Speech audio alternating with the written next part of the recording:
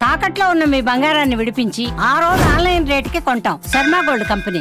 నమస్కారం, welcome to Suman TV. నేను గీతాంజలి. ప్రస్తుతం మనతో పాటు భారతీయ శంకరపీఠం వ్యవస్థాపకులు, ప్రముఖ ఆధ్యాత్మికవేత్త, బ్రహ్మశ్రీ అన్నవరపు తిరుపతి మూర్తి అవధాని గురువు గారు ఉన్నారు. వారితో మాట్లాడదాం.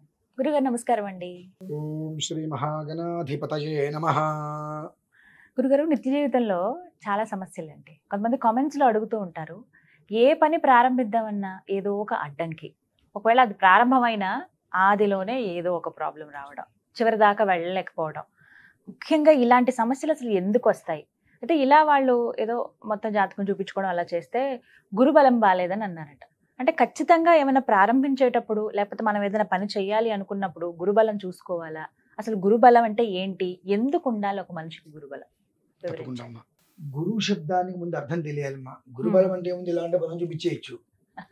అసలు గురువు అంటే ఏంటి, శబ్దం అంటే ఏంటి, గురుబలానికి మూలార్థం అనేటువంటి విషయం మనం తెలుసుకోవాలి.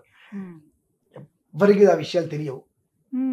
ఎందువలన తెలియవండి అంటే, మనం ఇంట్లో ఒక ముహూర్తం నిర్ణయించుకున్నాం, చేయించడానికి పంతులు గారు వచ్చారు. అలానే వీధి చివరి ఉండేటువంటి పెద్ద మనుషులు ఎవరైనా నాకు పిలిచినప్పుడు ఆయన కోసం ఇక్కడ పూజ కూడా చేసుకోను ఆయన కోసం రోడ్డు మీద నిలబడి తీసుకొని వస్తారు. నీకు అక్కడ ఎవరు లేకపోతే ఆ ఖర్చు ఆగిపోతుంది. గురువు ఉండాలి అక్కడ, ఆ బ్రహ్మస్థానంలో ఆయన లేకపోతే నీకు ఆ ఖర్చు ఆగిపోతుంది. వాళ్ళు ఎవరు లేకపోతే నీకు ఖర్చు ఆగదుగా. అక్కడ ప్రధానంగా నువ్వు ఆయన అవమానించేసావు, వారు రాలేదు ఇంకా అని చెప్పి ఈ పూజను ఆపేసావు. లేదా పూజ మొదలు పెడితే వాళ్ళు ఎవరో వచ్చారని చెప్పి మధ్యలో లేచి వెళ్ళిపోయావు. అక్కడ నువ్వు ఇద్దరికి ఇంపార్టెంట్ ఇవ్వాలి. ఒకటి భగవంతుడికి, రెండు గురువు గారికి ఇంపార్టెంట్ ఇవ్వాలి. ఈ రెండు ఇంపార్టెంట్లు నువ్వు ఎప్పుడైతే పక్కన పెట్టావో, మూడో వ్యక్తికి ఇంపార్టెంట్ ఎప్పుడైతే ఇచ్చావో, మీకు తెలియకుండానే గురుబలం అనేటువంటి తగ్గిపోయింది అక్కడ. అంతేకాకుండా గురువు యొక్క శాపానికి గురవుతాం. ఆయన మనల్ని ఏమనక్కర్లా, కానీ గురువులు ఇద్దరు ఉన్నారమ్మా. రాక్షసులకి అధిపతి శుక్రుడు, ఆయన బ్రాహ్మడే. దేవతలకి అధిపతి బృహస్పతి, ఆయన బ్రాహ్మడే. ఎప్పుడైతే కనుక దేవతార్చన భగవదారాధన చేస్తున్నాము అని చెప్పి అక్కడ మనం కూర్చొని ఇంకొకరి గురించి మనకు సంబంధం లేకుండా అర్చన చేసుకుంటుంటామో, అప్పుడు అక్కడ ఆది గురువు దక్షిణామూర్తి, నిధయే సర్వ విద్యానాం దక్షిణామూర్తి నమః, ఆయన ప్రధానం.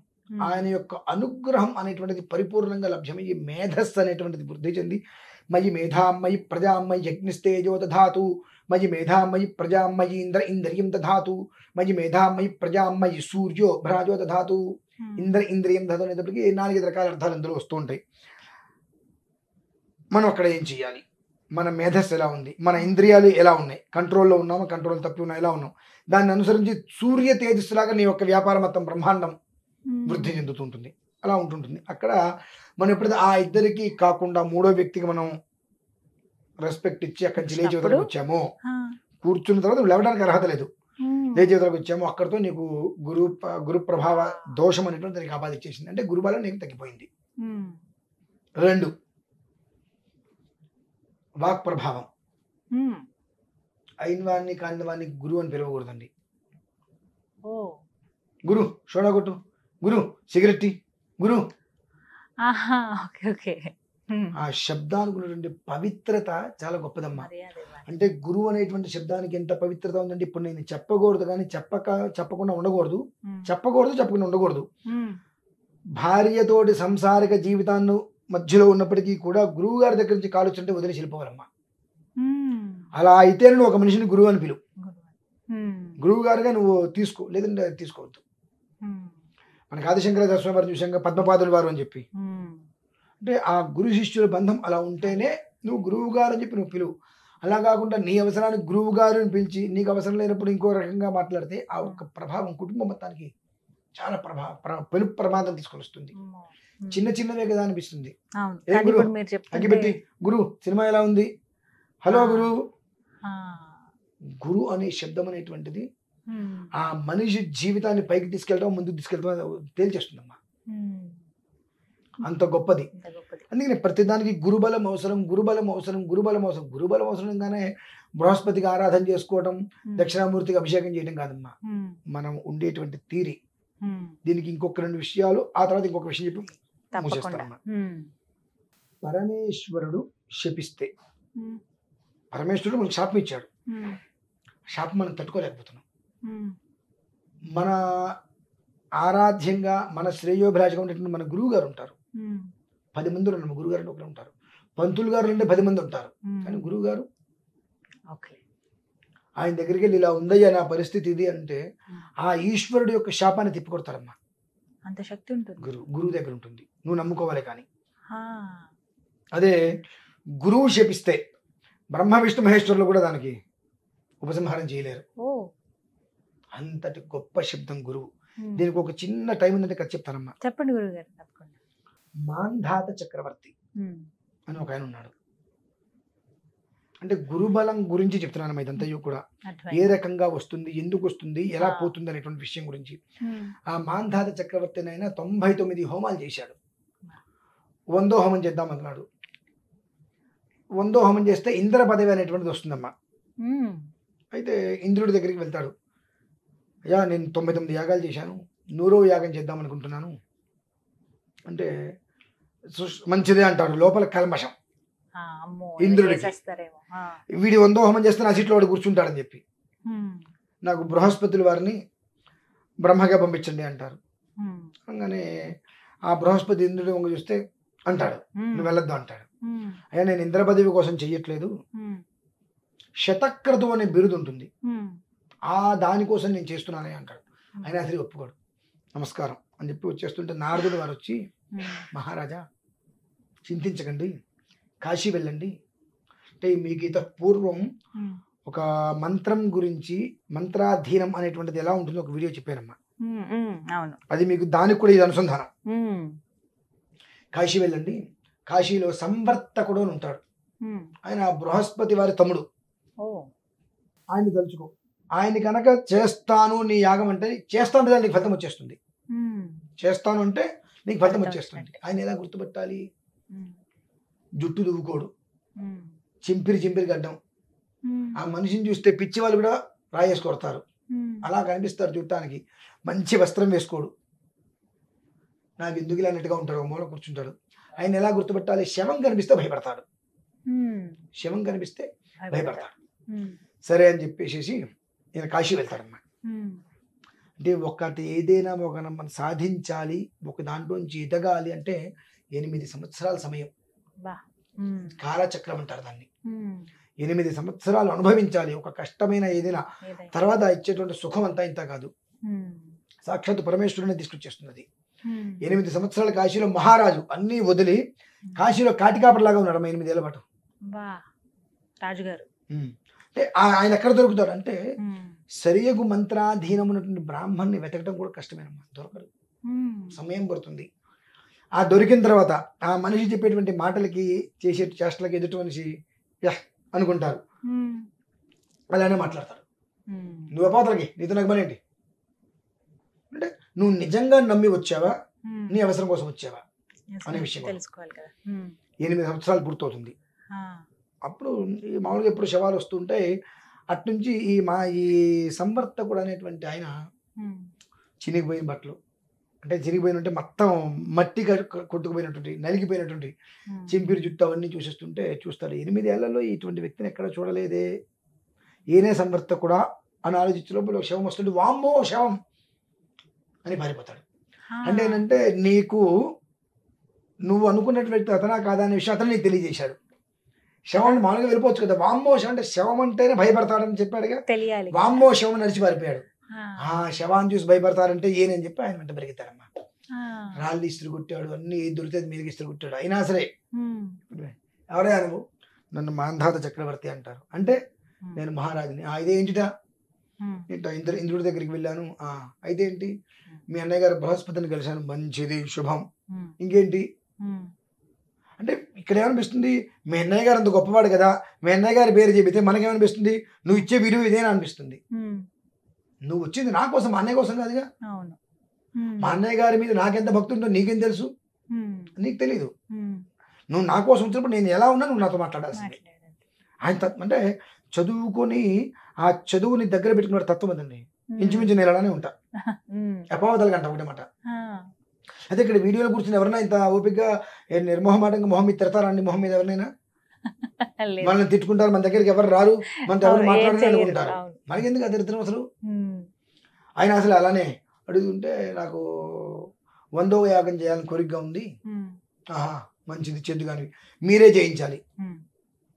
కష్టం, నేను చేయించనంటాడు. కాదు, కాలు పట్టుకుంటాడు. ఇంకా మీరు చేయిస్తా అంతకంటే నేను వదలను అంటాడు. సరే లే, నేను చెప్పింది చెప్పినట్టు తూచా తప్పకుండా నువ్వు చేయాలి. నేను చెప్పిన దానికి ఎదురు సమాధానం చెబితే నేను చేయించి మధ్యలో వదిలేస్తా. నేను అంతేనండి.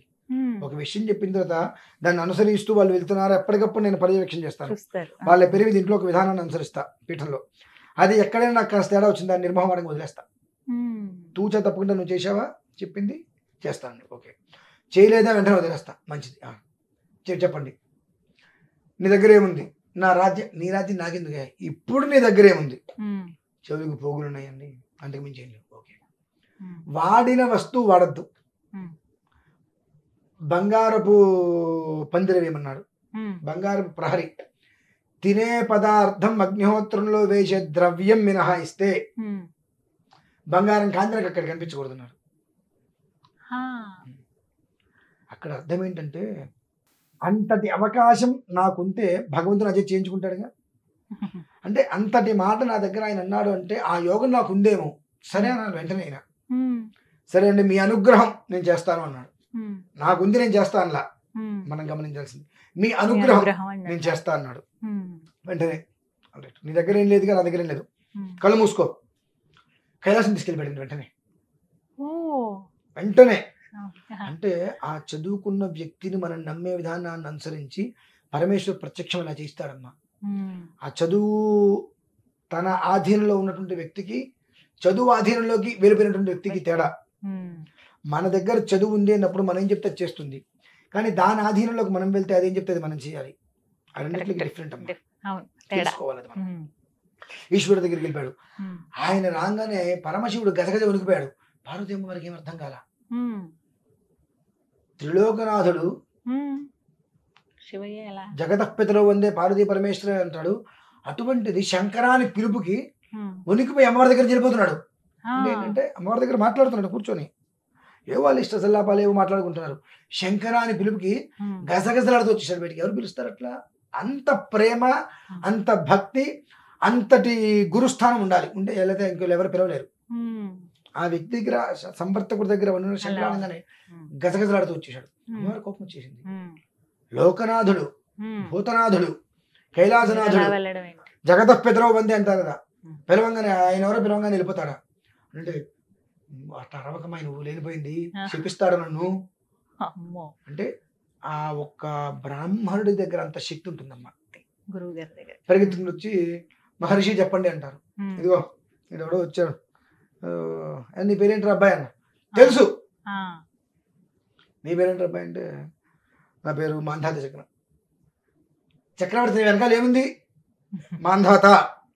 అసలు ఆ మాంధాత చక్రవర్తి ఎవరు తెలుసా అండి? ఆంగీరస పుత్ర కుత్స ఋషి అన్నట్టుగా రాముడు వారి వంశానికి